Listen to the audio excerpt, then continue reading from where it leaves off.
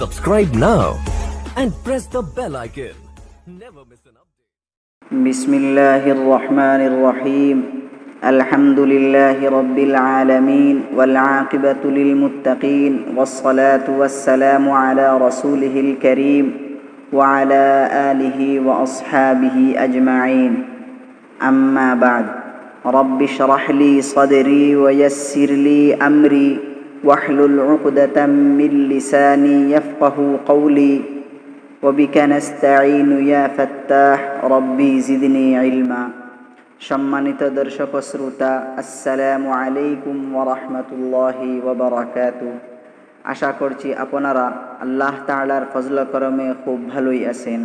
সম্মানিত দর্শক ও শ্রোতা, আজকের আমাদের এই ভিডিও হচ্ছে ঈদের নামাজের অত্যন্ত গুরুত্বপূর্ণ 4টি মাসাইল নিয়ে, যাহা হয়তো আমাদের বহুতের জানাও নেই।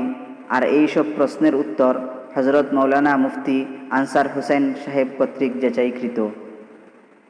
1 নম্বর প্রশ্ন হলো, ঈদের নামাজ আদায় করার সঠিক নিয়ম কি?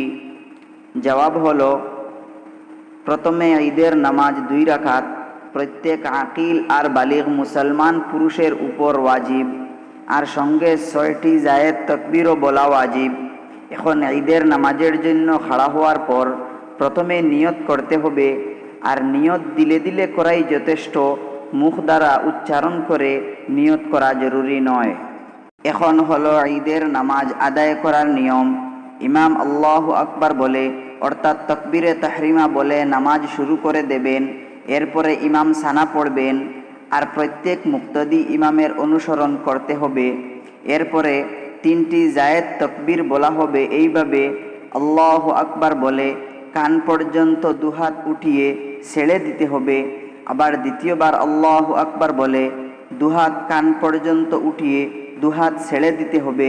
পরে তৃতীয়বার আল্লাহু আকবার বলে 2 হাত কান পর্যন্ত উঠিয়ে 2 হাত না ছেড়ে 2 হাত বেঁধে দিতে হবে। হাত বাঁধার পর ইমাম সূরা ফাতিহা পড়বেন, আর সঙ্গে যে কোনো একটি সূরা পড়বেন। এরপরে রুকু সিজদা আদায় করে দ্বিতীয় রাকাতের জন্য খাড়া হয়ে যাইবে। দ্বিতীয় রাকাতের জন্য খাড়া হওয়ার পর প্রথমে ইমাম সূরা ফাতিহা পড়বেন, এরপরে যে কোনো একটি সূরা পড়বেন। সূরা শেষ হওয়ার পর 3টি জায়েদ তাকবীর বলা হবে এইভাবে: আল্লাহু আকবার বলে 2 হাত কান পর্যন্ত উঠিয়ে 2 হাত ছেড়ে দিতে হবে। আবার দ্বিতীয়বার আল্লাহু আকবার বলে 2 হাত কান পর্যন্ত উঠিয়ে 2 হাত ছেড়ে দিতে হবে। এরপরে তৃতীয়বার আল্লাহু আকবার বলে 2 হাত কান পর্যন্ত উঠিয়ে তৃতীয়বারও 2 হাত ছেড়ে দিতে হবে। এখানে এই কথা খেয়াল রাখা দরকার যে প্রথম রাকাতের 3টি জায়েদ তাকবীরের মধ্যে 3 নম্বর তাকবীরে 2 হাত বাঁধা হইয়াছিল, আর 2 নম্বর রাকাতে 3টি জায়েদ তাকবীরের মধ্যে 3 নম্বর তাকবীরে আল্লাহু আকবার বলে 2 হাত ছেড়ে দিতে হবে। আর চতুর্থ তাকবীর আল্লাহু আকবার বলে রুকুতে যাওয়া হবে। এরপরে রুকু সিজদা আদায় করে নামাজ পুরা করা হবে। এখানে সংক্ষিপ্তভাবে এই কথা জেনে নিন যে প্রথম 3টি জায়েদ তাকবীর সূরা ফাতিহা পড়ার আগে আদায় করতে হবে, আর পরের 3টি সূরা ফাতিহা আর যে কোনো একটি সূরা পড়ার পর আদায় করতে হবে। 2 নম্বর প্রশ্ন হলো, যদি কোনো ব্যক্তির ঈদের নামাজের 1 রাকাত ছুটে যায়, তাহলে এই ব্যক্তি ছুটে যাওয়া রাকাত কিভাবে আদায় করবে? জবাব হলো, যদি কোনো ব্যক্তির ঈদের নামাজের 1 রাকাত ছুটে যায়, তাহলে এই ছুটে যাওয়া রাকাত আদায় করার নিয়ম হলো, ইমাম সালাম ফিরানোর পর এই ব্যক্তি খাড়া হইয়া যাইবে। প্রথমে সানা পড়বে, এরপরে জায়েদ 3টি তাকবীর এইভাবে বলবে যে প্রথমে আল্লাহু আকবার বলে 2 হাত কান পর্যন্ত উঠিয়ে 2 হাত ছেড়ে দেবে। আবার দ্বিতীয়বার আল্লাহু আকবার বলে 2 হাত কান পর্যন্ত উঠিয়ে 2 হাত ছেড়ে দেবে। এরপরে তৃতীয়বার আল্লাহু আকবার বলে 2 হাত কান পর্যন্ত উঠিয়ে 2 হাত না ছেড়ে হাত বেঁধে দিতে হবে। এরপরে সূরা ফাতিহা পড়বে, এরপরে যে কোনো একটি সূরা পড়বে। এরপরে রুকু সিজদা আদায় করে যেভাবে নামাজ পুরা করতে হয় এইভাবে নামাজ পুরা করে সালাম ফিরিয়ে দেবে।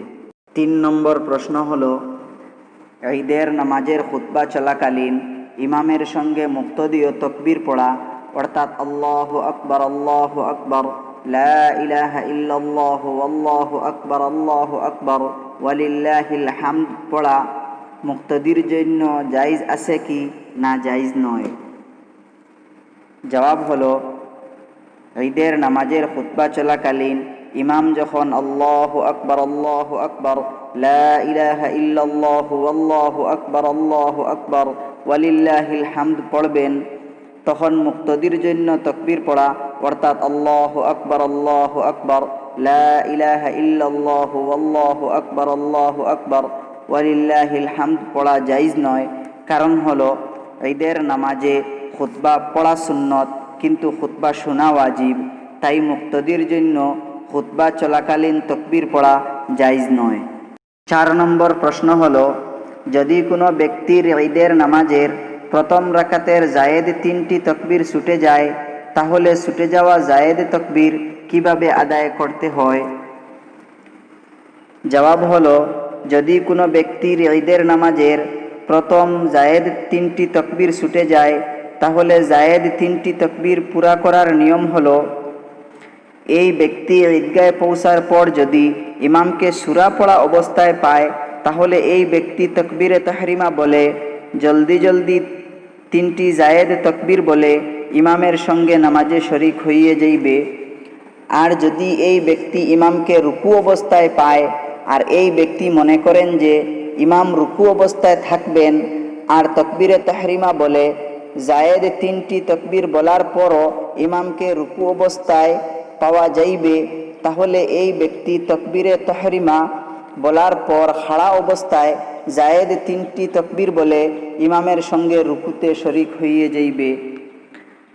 আর যদি ইমামকে রুকু অবস্থায় পায় আর ডর থাকে যে যদি জায়েদ তাকবীর বলা হয় তাহলে ইমাম রুকু থেকে উঠে যাবেন, তাহলে এই ব্যক্তির করণীয় হলো ইমামের সঙ্গে রুকুতে শরীক হইয়ে যাইবে, আর রুকুতে গিয়ে রুকুর তসবিহ না পড়ে শুধুমাত্র 3 বার আল্লাহু আকবার পড়ে ইমামের সঙ্গে নামাজে শরীক হইয়ে যাইবে। ধন্যবাদ সবাইকে ধৈর্য সহকারে ভিডিওটি দেখার জন্য। পরবর্তী ভিডিও পেতে আমাদের এই ইসলামিক ওয়ার্ল্ড চ্যানেলটি সাবস্ক্রাইব করুন আর বেল আইকনটি টিপুন। জাযাকাল্লাহু খাইরান আহসানাল জাযা। আসসালামু আলাইকুম ওয়া রাহমাতুল্লাহি ওয়া বারাকাতুহু।